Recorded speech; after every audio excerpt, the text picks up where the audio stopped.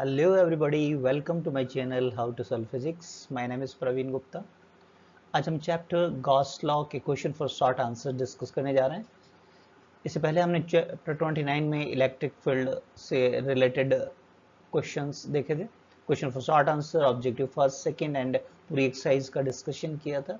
वो भी इलेक्ट्रोस्टैटिक का प्रीवियस पार्ट था, तो जिन्होंने नहीं देखा है उसका लिंक हम डिस्क्रिप्शन बॉक्स में दे देंगे। तो चलिए शुरू करते हैं गॉस लॉ के क्वेश्चंस। फर्स्ट क्वेश्चन स्क्रीन पर आपके सामने है। क्वेश्चन को समझ लेते हैं पहले कि एक स्मॉल प्लेन एरिया है, इसको इलेक्ट्रिक फील्ड में रोटेट कराना है अपने को। तो किस ओरिएंटेशन में फ्लक्स की वैल्यू मैक्सिमम होगी और किस में जीरो होगी, ये बात तुमसे पूछी गई है। तो सबसे पहले तो इलेक्ट्रिक फ्लक्स होता क्या है भाई, phi equal to E dot A, E dot A. इसके मैग्नीट्यूड की बात करें अपन, ई का मैग्नीट्यूड, ए का मैग्नीट्यूड और इनके बीच का, यानी इलेक्ट्रिक फील्ड और एरिया वेक्टर के बीच का एंगल अगर थीटा है मान लो, तो फिर हम क्या कहते हैं, कॉस थीटा, ये होता है। ठीक है, सब कुछ इस पर डिपेंड करेगा। अब मैक्सिमम कब होगा, जब कॉस थीटा मैक्सिमम होगा। कॉस थीटा मैक्सिमम कब होगा, जबकि इलेक्ट्रिक वेक्टर और एरिया वेक्टर के बीच का एंगल 0 डिग्री हो, क्योंकि कॉस 0 की वैल्यू मैक्सिमम होती है। क्या बोला हमने, जब एरिया वेक्टर फील्ड के साथ क्या हो, पैरेलल हो। इसके लिए जरूरी क्या है कि प्लेन परपेंडिकुलर होना चाहिए। चलो शो करते हैं इस बात को अपन कि मान लो ये प्लेन है, ये एक्स एक्सिस है, ये वाई एक्सिस, ये जेड एक्सिस। ठीक है बात, तो हमने प्लेन मान लिया है वाई जेड प्लेन के अंदर। तो एरिया वेक्टर हो गया हमारा एक्स एक्सिस के अलोंग। क्लियर है क्या वाली बात। इलेक्ट्रिक फील्ड भी इसी डायरेक्शन में हो, हाँ या ना। तो ऐसे केस में क्या, थीटा किस किस के बीच का, फील्ड और एरिया वेक्टर के बीच का एंगल 0 डिग्री हो गया। कॉस 0 की वैल्यू मैक्सिमम होती है। तो ऐसे केस में हाँ, यदि हम प्लेन की बात करें, प्लेन का ओरिएंटेशन क्या है, it should be perpendicular to the electric field. आप देखो प्लेन तो 90 डिग्री बना रहा है ना। तो ये आधा पार्ट हो गया हमारा। फिर बोलते हैं इन विच ओरिएंटेशन इट इज 0। अब 0 होने के लिए एरिया वेक्टर इलेक्ट्रिक फील्ड के साथ में कितना एंगल बनाए, 90 डिग्री, क्योंकि cos 90 0 हो जाएगा। यस और नो। तो उस केस में जब एरिया वेक्टर इलेक्ट्रिक फील्ड के साथ 90 डिग्री बनाएगा तो क्या प्लेन पैरेलल हो जाएगा। शो करें इस बात को। मान लो ये प्लेन है मेरा, एक्स एक्सिस ये है मेरा, वाई एक्सिस ये और जेड ऐसा। तो अब इस केस में देखिए मेरा एरिया वेक्टर हो गया वाई एक्सिस के अलोंग, इलेक्ट्रिक फील्ड हो एक्स एक्सिस के अलोंग। तो आप खुद देखें कि इलेक्ट्रिक फील्ड और एरिया वेक्टर के बीच का ये एंगल कितना हो गया, 90 डिग्री, हाँ या ना। तो जैसे मैं फ्लक्स की कैलकुलेशन करूंगा, ई ए कॉस 90, कॉस 90 डिग्री की वैल्यू कितनी होती है भाई, 0। कितनी होती है, 0। यस और नो। तो फ्लक्स कितना हो जाएगा इस ओरिएंटेशन में, 0। तो ऐसे केस में अगर हमसे कोई बोले कि प्लेन आपका, प्लेन तो पैरेलल है, यस और नो। प्लेन क्या है, एरिया के पैरेलल है ना। और एरिया वेक्टर और इलेक्ट्रिक फील्ड की बात करें, they should be perpendicular to each other. तो क्लियर हो गया first question. Second question screen पर आपके सामने कि एक सर्कुलर रिंग है जिसका रेडियस r है, नॉन कंडक्टिव मटेरियल का बना हुआ है और इसका एक्सिस है parallel to the uniform field. पहले याद रखना है कि इनिशियली एक्सिस क्या है, इनिशियली एक्सिस है और फिर 180 डिग्री से रोटेट करा देते हैं। तो क्या इलेक्ट्रिक फ्लक्स चेंज होगा, ऑफ कोर्स होगा। एक्सप्लेन करते हैं। सबसे पहले फ्लक्स क्या होता है, ई कॉस थीटा। देखो थीटा चेंज कर रहे हैं आप, ऑफ कोर्स, तो अनडाउटली फ्लक्स चेंज हो जाएगा। अब इस बात को एक्सप्लेन करते हैं, डिटेल के अंदर लेते हैं। इनिशियली रिंग का axis parallel to the field है ना। तो एरिया वेक्टर आपका पैरेलल टू द फील्ड है। कैसे इलस्ट्रेट करते हैं, मान लो ये रिंग है हमारा, ये रिंग है और इसको एक्स एक्सिस के अलोंग इसका एक्सिस हो गया और ये रिंग हो गया वाई जेड प्लेन के अंदर। फाइन। एरिया वेक्टर होगा एक्स एक्सिस के अलोंग, इनिशियली फील्ड भी एक्सिस के अलोंग ही है, यानी parallel to the area vector है ऐसा। तो ई और ए एक दूसरे के पैरेलल हो गया। तो फ्लक्स की कैलकुलेशन करें तो क्या हो जाएगा, E area pi r square cos 0। क्यों, दोनों के बीच का एंगल कितना है, ये थीटा 0 डिग्री। तो मेरे पास शुरू में फ्लक्स आ गया ई पाई आर स्क्वायर, फर्स्ट इक्वेशन कह देना, क्लियर है। फाइनली इसको रोटेट करते हैं 180 डिग्री से, इसको 180 डिग्री से रोटेट कर देते हैं, बिल्कुल जैसे पेपर को टर्न कर दें आप, जिससे बुक पढ़ रहे हैं अपन और उसका पेपर टर्न कर देते हैं, कुछ ऐसा हो रहा है 180 डिग्री, ऐसे टर्न कर दिया मैंने। तो एरिया वेक्टर चला जाएगा माइनस एक्स एक्सिस की ओर, है ना। ये रिंग जो मेरा वाईजेड प्लेन के अंदर रखी हुई थी, तो अब ये एरिया वेक्टर हो गया माइनस एक्स एक्सिस के लॉन्ग, क्लियर है वाली बात। और इलेक्ट्रिक फील्ड वही है अपनी जगह पर, फाइन। तो इसकी फ्लक्स की कैलकुलेशन करें अपन, तो यहाँ मेरे को थीटा 180 डिग्री रखना होगा, तो माइनस का ये हो गया सेकंड इक्वेशन। तो आपको जज कर सकते हैं कि आपका इलेक्ट्रिक फ्लक्स चेंज हो गया है, ठीक है। और फिर एक और इंटरेस्टिंग बात बताइए, if yes does it decrease और इंक्रीज। देखो इसको डिक्रीज इंक्रीज नहीं कहेंगे, ये सिंपली यहाँ पर आपको ये कहा जाएगा एक्चुअली कि एक तरफ यहाँ पर ये एंटर कर रहा है इधर इस तरफ, यस है ना, ये एरिया वेक्टर का डायरेक्शन यहाँ पर चेंज हो गया, मैग्नीट्यूड तो दोनों का सेम ही है एक्चुअली। तो इसको डिक्रीज इंक्रीज नहीं कहेंगे, अमाउंट डिक्रीज इंक्रीज नहीं हो रहा है, मैथमेटिकली आप कह सकते हैं प्लस माइनस है, ठीक है। ओके, क्लियर हो गया क्वेश्चन। अब चलते हैं थर्ड क्वेश्चन पर। थर्ड क्वेश्चन क्या कहता है, charge Q uniformly distributed on a thin spherical shell पर चार्ज है ना, हर चीज को कंसीडर करेंगे यूनिफॉर्मली डिस्ट्रीब्यूटेड। फिर हमसे पूछा जा रहा है what is the field at the centre of the shell. अब यूनिफॉर्मली डिस्ट्रीब्यूटेड है तो इलेक्ट्रिक फील्ड लाइंस एक दूसरे को सेंटर पर इंटरसेक्ट करेंगी, कैंसिल करेंगी, जीरो कर देगी एक दूसरे को, है ना। इलस्ट्रेट करेंगे, पहले क्वेश्चन को समझ लेते हैं। फिर कहते हैं if a point charge is brought close to the shell will the field at the centre change. क्या चेंज होगा, does your answer depend on whether the shell is conducted non. उसको बाद में देखते हैं, पहले अपन इसको स्टेप बाय स्टेप देखते हैं। फर्स्ट पार्ट पर कॉन्सेंट्रेट करते हैं, ये वाला बस यहीं तक देखते हैं, फिर इसको नेक्स्ट पार्ट कह देंगे अपन, है ना। ओके, सबसे पहले पार्ट ए बोल देते हैं, इसको इलस्ट्रेट करते हैं। अब ये सिचुएशन कुछ ऐसी हो गई कि अगर यूनिफॉर्मली डिस्ट्रीब्यूटेड है, ठीक है, ओके, प्लस चार्ज मान लिया मैंने कि यूनिफॉर्मली डिस्ट्रीब्यूटेड पॉजिटिव चार्ज है, ऐसे यूनिफॉर्मली डिस्ट्रीब्यूटेड पॉजिटिव चार्ज है। फिलहाल मेरे का point of observation centre point है यहाँ पर। तो देखिए इलेक्ट्रिक फील्ड लाइंस, तो ये एक दूसरे को कैंसिल करेगा, एक दूसरे कैंसिल करेगा, तो नेट फील्ड यहाँ सेंटर पे कितना हो जाएगा इसका, जीरो। सेंटर पे कितना हो जाएगा, जीरो। हाँ या ना, बात समझ में आ रही। इसको दूसरे तरीके से देखते हैं भाई, ये गॉस लॉ से रिलेटेड है तो गॉस लॉ से इजीली आप देख लेंगे। अगर गॉस लॉ मैं अप्लाई करता हूँ, ठीक है, मान लो ये था यूनिफॉर्मली डिस्ट्रीब्यूटेड है शेल के ऊपर, तो मेरे अंदर किसी भी पॉइंट पे लूँ, सेंटर भी यहीं अंदर ही है आपका, तो मैंने यहाँ ले लिया, एक ये एरिया वेक्टर ले लिया। इलेक्ट्रिक फील्ड की बात करें हम तो इस तरीके से इलेक्ट्रिक फील्ड हो गया मेरे पास में, ओके। अब फ्लक्स क्या होता है, close integration ADA Q enclose divided by epsilon not, ठीक है। अब सारा चार्ज तो देखिए आउटर सरफेस पर है, इनसाइड में तो कोई चार्ज है ही नहीं, तो यहाँ क्यू एनक्लोज की जगह मैं कितना रख दूं, जीरो। तो फ्लक्स कितना हो गया मेरे पास, जीरो। फिलहाल यहाँ मेरे से इलेक्ट्रिक फील्ड पूछा है, तो इलेक्ट्रिक फील्ड कितना आ जाएगा, जीरो। तो ये दूसरे तरीके से भी हमने इसको डिस्कस कर लिया। तो ये फर्स्ट पार्ट क्लियर हो गया इसका इतना। अब थर्ड क्वेश्चन के बी पार्ट कह देते हैं अपन। क्या कहा गया, if a point charge is brought close to the shell, एक पॉइंट चार्ज को उस चार्ज शेल के पास मिलाते हैं, will the field at the centre changes. Does your answer depend whether the shell is conducting non conducting. इस part को C part कह देंगे, पहले अपन इतना ही डिस्कशन करते हैं।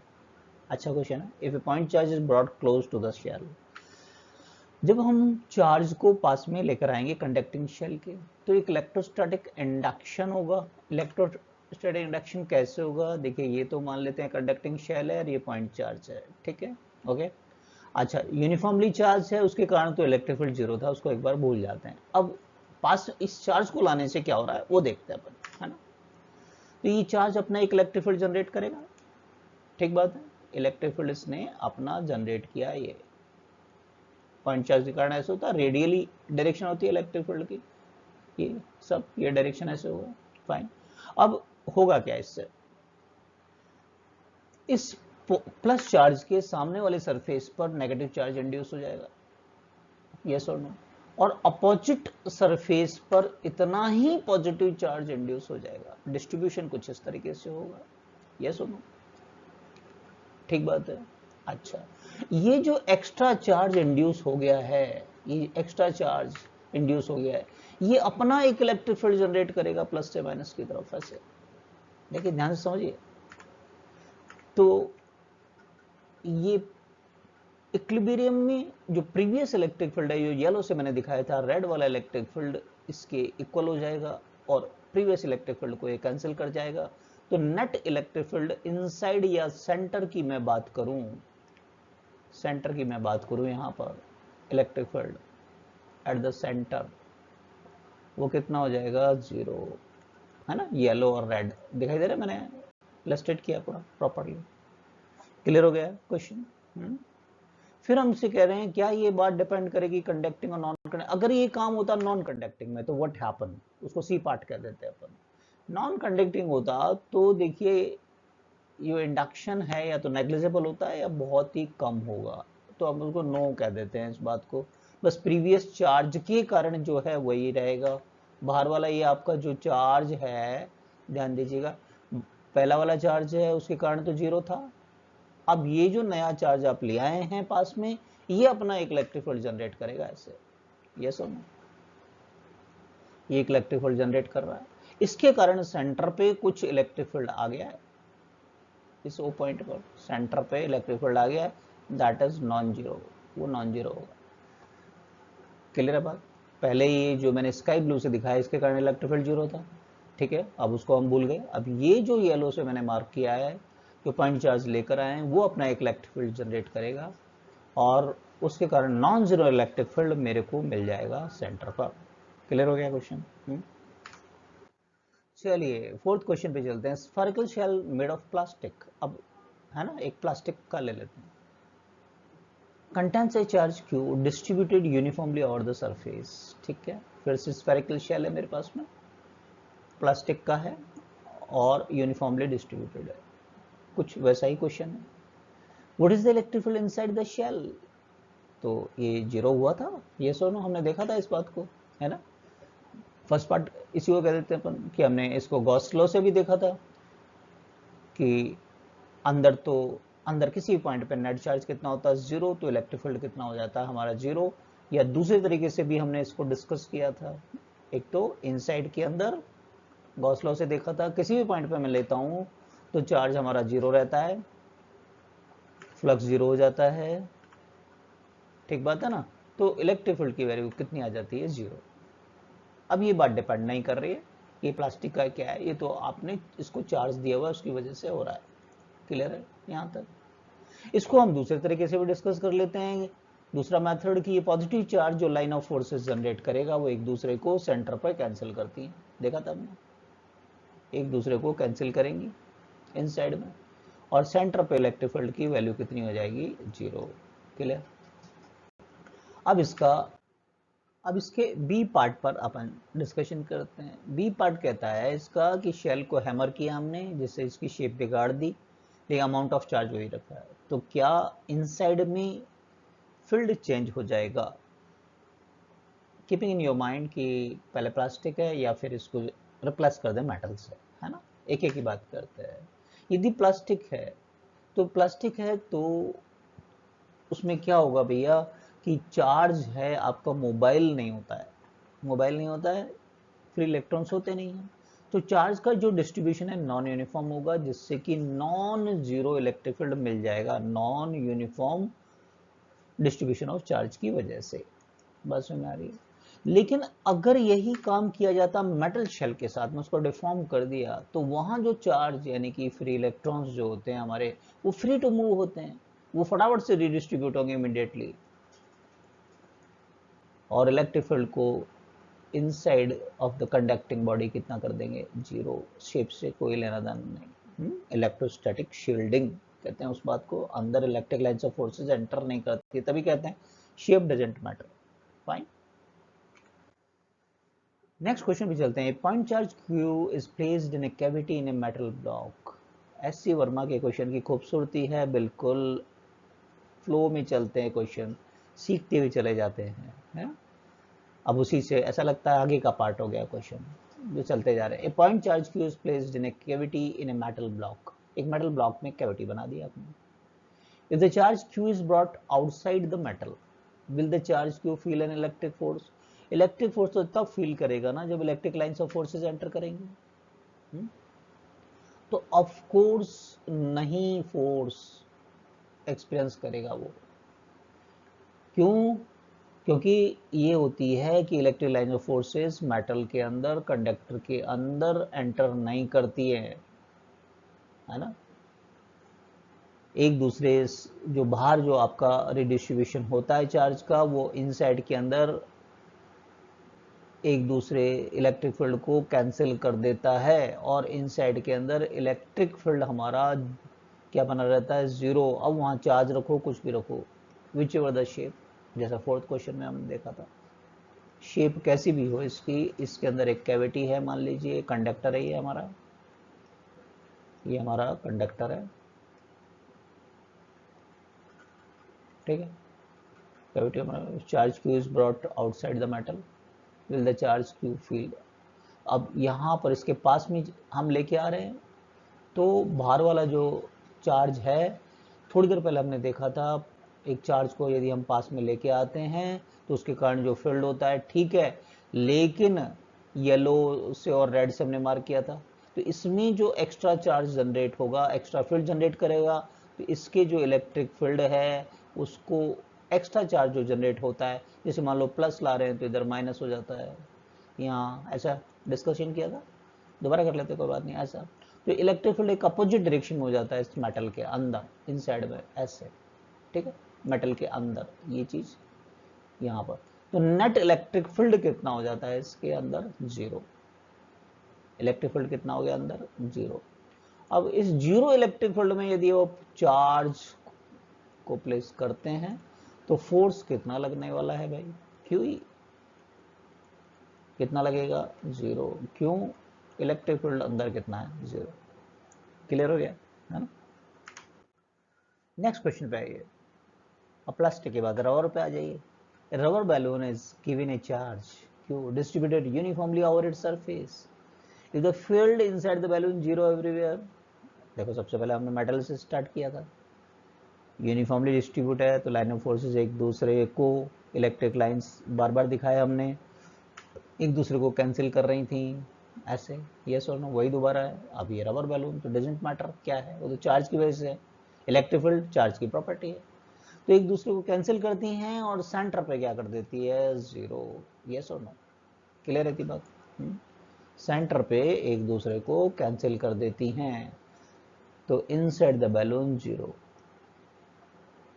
फिर if the balloon does not have a spherical shape, उसकी बात कर लें तो जैसे प्लास्टिक को हैमर किया था अपन ने, वो वाली बात हो गई, नॉन स्फेरिकल केस है ना, तो उसमें वही हो जाएगा।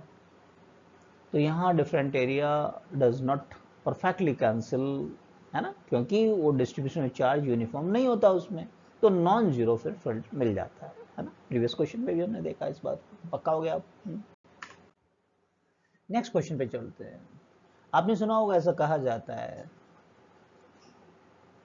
कि any charge given to a conductor come to the surface should all proton, interesting, पहले तो ये कह दिया कि आपने सुना है ये, हाँ बात तो ठीक है कि जो भी चार्ज हम कंडक्टर को देते हैं वो सरफेस पे आ जाता है, तो क्या ये प्रोटॉन के लिए भी लागू होता है? फिर next part, should all the free electron come to the surface. सबसे पहले तो जो भी एक्स्ट्रा चार्जेस होगा, हर कोई इक्विलिब्रियम में रहना चाहता है, यस और नो।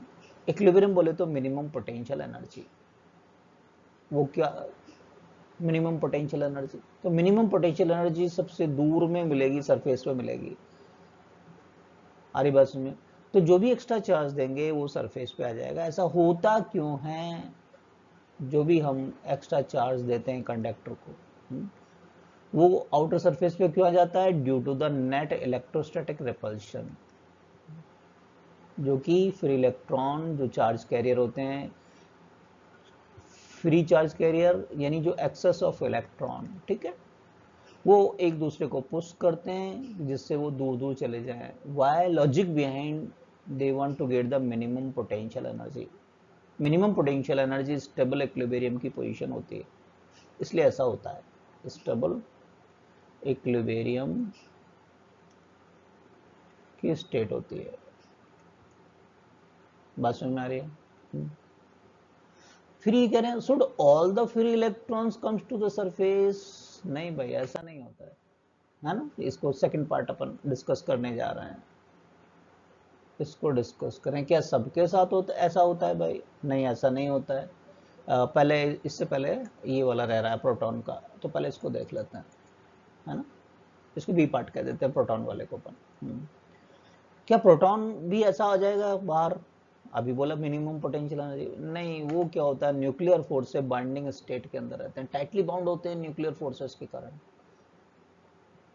ठीक है ना, उस इनसाइड द न्यूक्लियस, और they are not free to move, तो इसलिए उनके साथ ऐसा नहीं होता है। बात समझ में आ रही है?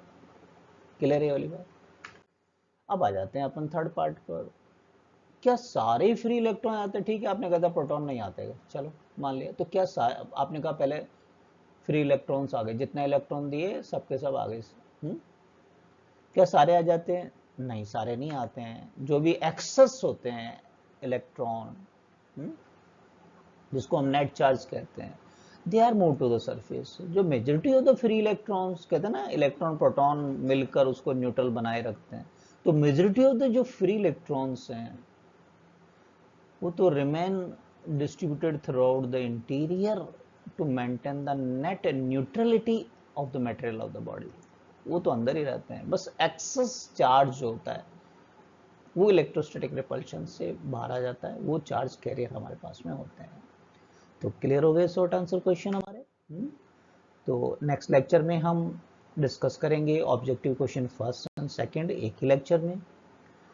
तो जो फर्स्ट टाइम आए हैं सब्सक्राइब कीजिए, लाइक कीजिए, शेयर कीजिए अपने दोस्तों को। मिलते हैं ऑब्जेक्टिव क्वेश्चन फर्स्ट और सेकंड में। Thank you for watching.